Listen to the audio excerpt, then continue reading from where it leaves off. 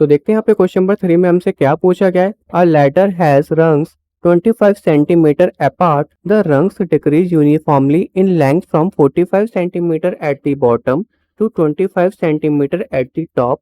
If the top and bottom rungs are 5/2 metre apart, what is the length of the wood required for the rungs. तो जो हमारे यहाँ पे ladder में rungs है, rungs हमारे यहाँ पे क्या होता है, जो हमारे यहाँ पे हॉरिजॉन्टल पार्ट होता है लैडर में, ये हमारे यहाँ पे क्या होता है, रंग्स होता है। जैसे कि मैं यहाँ पे रेड लाइन कर देता हूँ, ये हमारे यहाँ पे क्या होता है, लैडर में रंग्स होता है, जो यहाँ पे हॉरिजॉन्टल पार्ट होता है। तो लैडर के बीच में जो यहाँ पे डंडियां लगी रहती हैं, इसी को हम यहाँ पे इंग्लिश में क्या बोलते हैं, रंग्स बोलते हैं। और ये हमारे यहाँ पे बताया गया है कि 25 सेंटीमीटर की दूरी पर लगे हुए हैं।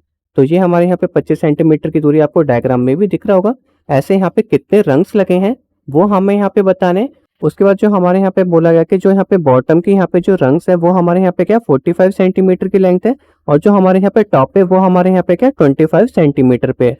तो इसका मतलब जो हमारे यहाँ पे रंग्स का साइज है वो हमारे यहाँ पे क्या हो रहा है, डिक्रीज हो रहा है। और जो हमारे यहाँ पे टॉप एंड बॉटम का जो हमारे यहाँ पे रंग्स है, इन दोनों के बीच की दूरी हमारे यहाँ पे कितनी है, 5/2 मीटर है। तो हमें यहाँ पे बताना है कि जो यहाँ पे बीच की डंडी है, जिसको हम यहाँ पे रंग्स बोलते हैं, तो इस सीढ़ी में जो यहाँ पे रंग्स लगेंगे उसके यहाँ पे लेंथ बताने की कितनी होगी। तो करते हैं यहाँ पे इसको सॉल्व। जैसे कि हमें यहाँ पे बता रखा है कि जो यहाँ पे लैडर ऑफ द रंग के बीच का डिस्टेंस है वो हमें यहाँ पे पहले से दे रखा है, जो कि कितना है 25 सेंटीमीटर है। तो मैं यहाँ पे लिख देता हूँ distance between rungs of the ladder, ये हमें यहाँ पे पहले से गिवन है, जो कि हमारे यहाँ पे कितना है 25 सेंटीमीटर। कितना है हमारे यहाँ पे 25 सेंटीमीटर है। उसके बाद हमें यहाँ पे बता रखा है कि जो हमारे यहाँ पे टॉप एंड बॉटम के बीच की जो यहाँ पे दूरी है वो हमारे यहाँ पे कितनी है, 5/2 मीटर है। इसको हम यहाँ पे सेंटीमीटर में चेंज कर लेंगे। तो यहाँ पे हम लिख लेते हैं distance between top and bottom रंग, ये हमारे यहाँ पे कितना है 5/2 मीटर है। मीटर को सेंटीमीटर में चेंज करने के लिए 100 से मल्टीप्लाई करना पड़ेगा। तो 500 डिवाइडेड बाई 2, ये हमारे यहाँ पे कितना हो जाएगा, 250 सेंटीमीटर। कितना आ जाएगा हमारे यहाँ पे, 250 सेंटीमीटर आ जाएगा। अब हमें यहाँ पे निकालना है टोटल नंबर ऑफ रंग्स। तो हमें यहाँ पे बताना है कि ये जो हमारे यहाँ पे सीढ़ी है, इसके बीच में जो हमारे यहाँ पे हॉरिजॉन्टल पार्ट है, जिसको हम यहाँ पे रंग्स बोलते हैं, वो हमारे यहाँ पे कितने यूज हुए हैं। तो हम यहाँ पे लिख लेते हैं टोटल नंबर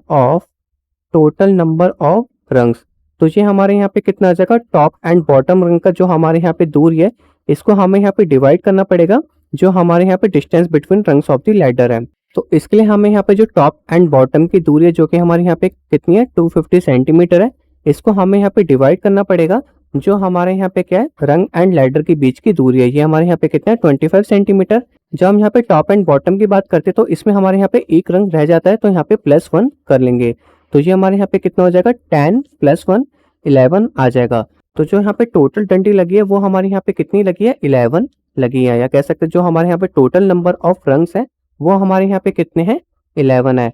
और ये हमारे यहाँ पे क्या कर रहा है, एक तरह की एपी फॉर्म कर रहा है, क्योंकि हमारे यहाँ पे क्या था, पहले बॉटम में 45 सेंटीमीटर था, और ये क्या हो रहा है, यूनिफॉर्मली डिक्रीज हो रहे हैं, जो कि हमारे यहाँ पे 25 सेंटीमीटर पे इसका टॉप बन रहा है।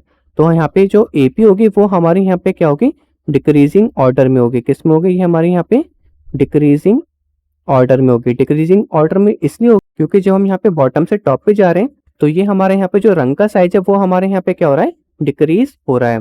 तो इसका मतलब जो हमारे यहाँ पे फर्स्ट टर्म होगा वो हमारे यहाँ पे कितना आ जाएगा, 45 आ जाएगा।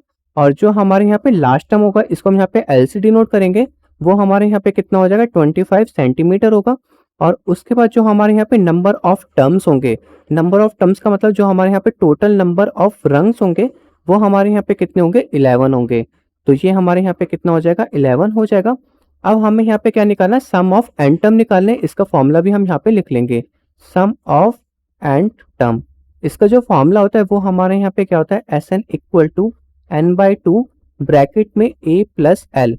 a हमारे यहाँ पे क्या फर्स्ट टर्म है, l हमारे यहाँ पे क्या लास्ट टर्म है। इसमें हमें यहाँ पे क्या करना है, वैल्यू पुट कर देनी है।